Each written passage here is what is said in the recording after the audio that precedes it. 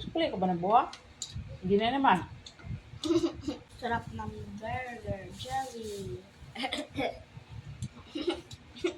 Ano? Burger, jelly.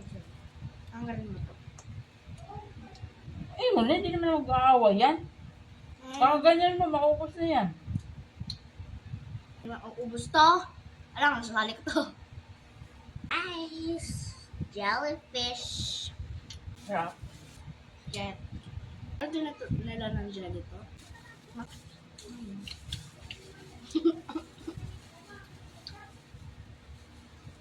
Tinapay siya na may jelly sa loob.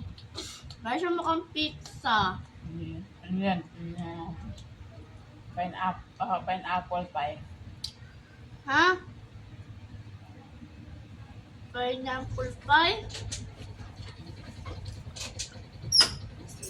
Ha? So guys, malapit na mag-eat. Sabi na kasi ako nangising.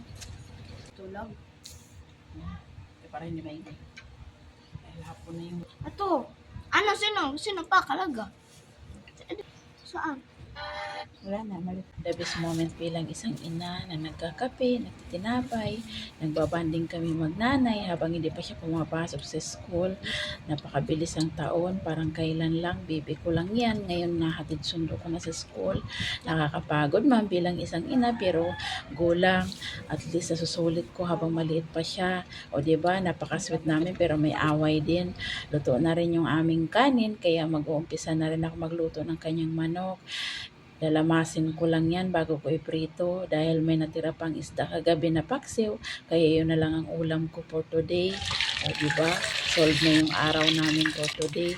Ganyan lang kasimple ang buhay namin sa araw-araw, pero napakasarap, napaka moment kasi habang nai-enjoy